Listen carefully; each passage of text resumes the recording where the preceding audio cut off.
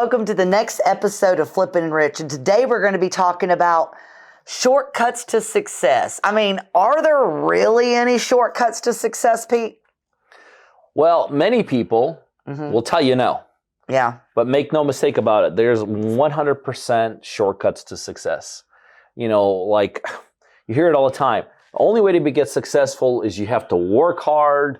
You have to outwork your competition. You have to study harder. Yeah. You got to get good grades, right? You got to climb the corporate ladder. Because we all got good grades, right? Well, yeah, that would be a no. That would be an absolutely no. And so I could tell you that's just not a reality. The reality is there's 100% shortcuts to success. What's one of them? Well, you know, they're the kind of things they don't teach you about, right? The kind of things that now, by the way, before we get into that, I will tell you all those things are important. Oh, okay? yeah. I don't think anyone who became successful was lazy, all right? I think everybody worked hard. I think everybody did try to better themselves. Yeah. Right? Everybody did try to outwork the competition. I think you do want to outsmart the people that you're in a field with. So those things do matter. But there's things that they just don't talk about. Like, for instance, this is a big one, right? People always say, I lack time, especially in their initial journeys to success. Like they don't have enough time? Yeah, and especially in the initial journey to success. And I tell you where that happens, and here's how you overcome it. Where it happens is that a lot of times when people begin their journeys to success, they have other things going on. Yeah, of course. I mean, because it's not everybody can just say, I'm going to quit my career and I'm going to get into real estate investing without having money coming in. Who can do that? I mean, unless you're like fortunate enough to start when you have no bills, no husbands, no wives, no kids, no responsibilities. Lots of money in the bank. Yeah, I mean, unless you're in that position, then you can't. So what happens is this. People find themselves, or at least they imagine themselves to be in time crunches. And so what happens is a lot of times people literally perceive that they just don't have the time. I mean, we hear it all the time from people getting started. Oh, I don't have time to do this. I don't have time to do that. So this is a huge shortcut of success that one of my mentors taught me many, many years ago, and I still utilize it. Oh, here's the other thing I've learned. These shortcuts of success, they're not like short term. They're not like, oh, just use it for, next couple days and then, no. Once you utilize them, right? Once you utilize them, they become habits. They become ingrained in you. So here's a big one. Once you just get up 1 hour earlier, like no matter what time you get up, like if you're a 9 o'clock riser, get up at 8. If you're an 8 o'clock, get up at 7. If you're at 7, at 6. Getting up earlier just for 1 hour, right? Sometimes people think, well, what's an extra hour? I don't know. Maybe an extra hour is not a lot, but 365 hours, that's a lot. Oh, yeah. Think about what you could do in the next year if somebody literally just gave you an extra 365 hours. Well, you can literally gain that. You could gain that by just getting up 1 hour earlier. See, I've taken that to extreme. I get up a couple hours earlier. And so what happens now is I literally, on my competition, every day I get a 2 hour, sometimes a 3 hour head start. Now, sometimes people aren't really following what I'm saying. So here's the best way I've learned to kind of explain this. Pretend you're running a marathon, right? Yep. Pretend you're running a marathon and your competition gives you a 2 hour head start. Think you got a pretty decent chance of coming in? Oh, yeah. You got a good 2 hours on them. Well, that's exactly when you get up an extra hour, what happens? You literally create time out of thin air. Now, here's the key. Now, you always have to, what I realize is a lot of these shortcuts, they're two-steppers, right?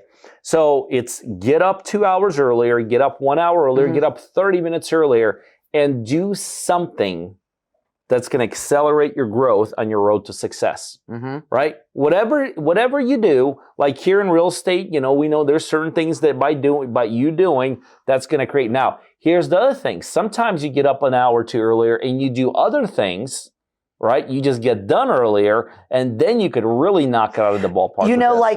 Like as a wife, as a mother, like for me, my hardest part when I was starting out in this business was getting the house cleaned, getting clothes washed, getting little tasks that just was my responsibility. But like if you get up a little bit earlier, number one, it's easier to do those things when everybody else is still asleep. Yep. You know what I mean? Because there's no distractions. So really, you could do anything you want. I mean, even meditating and taking time for yourself, because you have to have some time for yourself, right? Getting your mind right. But I love that idea. What's another one? This is a big one. I tell you, I think this might be the biggest one of all, and that is alignment. I talk about it all the time. And again, let me kind of tell you what so many of us are taught and what alignment does. Here's what so many of us taught. It goes back to the exact same thing we started out with. What are you taught? Just work harder, better yourself. I mean, think about this. By the way, none of these are bad things, but we're talking about shortcuts today. So we're talking about even better things. But, right now, I bet no matter where you're listening to this, I bet chances are somewhere in your city, there's some kind of a seminar going on. There's some kind of a webinar going on. There's some kind of a tutorial going on because society tells us to work on yourself, right? Get better, get smarter, learn more, study more, educate yourself more. And again, remember, these are not bad things, but a shortcut says this. By the way, this is something no one really talks about out there, but this is why alignment's so critical. See, reality of this is this. We all have certain skill set we have, right? We're only so smart. We're only so good. Like, the example I use all the time is like being a football player. I don't care how much I practice. Like, right? See, you're already thinking, you know where I'm going with this. I do not care how much I practice. I don't care if I stay up for the next seven months straight. The chances of me of getting on an NFL football team is zero, right? Is zero. So it's not how hard I work. It's not how good I get because I only have certain things. Is that I have a certain limitation. This is why I think probably the biggest shortcut to success is alignment. What alignment said is this. There's nothing wrong with working on yourself, by the way. Nothing wrong with working hard. Nothing wrong with being smarter. But what alignment says is this. If I align myself with someone more successful, I automatically bust through the boundaries that I have. We all have boundaries. People don't want to talk about it, but we all have boundaries on us. It's how, I can only be so good. I can only be so smart. I can only be so educated. But when I align myself, I automatically put myself in a better chance to win. So let's go back. Who would you align yourself with? Well, first of all, let me go back to the example I gave in the football thing, and then I'll talk about the real estate. So think about this. I'll never be able to get on the football team, professional football team. But what if I play like 2-on-2 and my partner happens to be Tom Brady? I got a fighting chance. Oh, yeah, you do. Yeah. I got a fighting chance. You see, that's an extreme example of what alignment does. So in real estate, people think, well, how does that translate into real estate? This is the first thing I tell people in real estate. You got to align yourself. Yeah. Align yourself with someone more successful than you.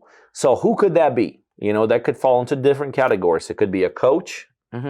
It could be a mentor. It could be you got to go work for someone, right? We've had people work for us for free. We had interns that worked for us for free. So you get a coach, you get a mentor, you go work for someone for free, you go intern somewhere. I tell people, go find the most successful real estate investor in your city. Go find the most successful investment company in your town. And literally just offer to do stuff for them for free. It's what I did. Like many years ago when I got started in this business, in the first several months, I lost everything I had. I wouldn't align with anyone other than all the wrong people, by the way. Yeah. And then finally, I aligned myself with a guy named Barton. And but there had to be some kind of an exchange. That's the other thing. In alignment, usually there's an exchange of services. So back then, Barton was growing. He was exploding. He had deals going on everywhere. Yeah. And they were short on literally just gophers. Like I became his gopher. I became the go-to guy. Hey, go check if this project's still, is there contractors on this project? Is there stuff going on here? Hey, we need this picked up here. So I exchanged my services for Barton's knowledge. And I could tell you that alignment is what got me out of total zero in this business to a couple years later having my first $1 million. And so alignment is an absolutely, well, you've seen it. You did it yourself, and you see how people align themselves with us in this business. Well, I mean, I aligned myself with you. Yep. I mean, you know, many years ago, maybe in some different capacities, right? Because I was Yep. more of an employee, I suppose. But I wouldn't be where I am right now had I not, like, if I would have, it's so funny, like people, I look back and even when I started where I thought I had a pretty good knowledge, like I could have done it on my own and not been, you know, partners with you. But I knew that by aligning myself with you, that I could do 10 times more than I could ever do to be on my own. And there was no pride in that for me. I'm okay with that. And not to mention that I like it. I like people. I like working with people. So, I mean, that alignment even got me to where I am right now. I mean, I look back on it thinking like, geez, I mean, what if I never went to that interview that day? You know, what would I be doing now? So when you have an opportunity, you've got to grab it and completely align yourself. And, you know, too, like people aligning themselves with us, like the prime example of that is we have a partner program, right? Where we partner with people, Yep. you know, across the country, and we help through education. We help through motivation, and mostly we actually fund the deals with our partners and split profits with them. I mean, that's how the individuals that come and work with us at the partner level, you know, it's like they get it. I don't know that they know they've got it, but they understand the importance of aligning themselves, right? You know, I'll get it all the time when people will say to me, talking to a guy the other day, he literally says, well, why do I need to buy into something for you to help me out?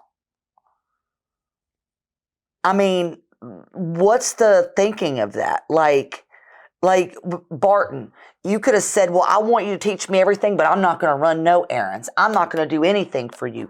You should just do for me just because I'm me. But he don't know you from Adam. I mean, I don't know. What is the thinking around that?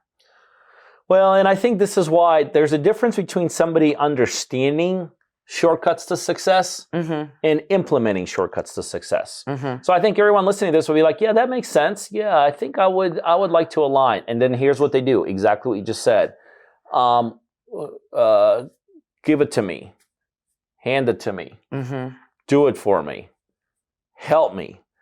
And people have to understand that in order to implement a lot of these, not all of these, but some of these principles of success, it's got to be two-way street. Oh, yeah. It's got to be two-way street. I mean, even to this day, people say, okay, so you got to align yourself to get started. No, not really.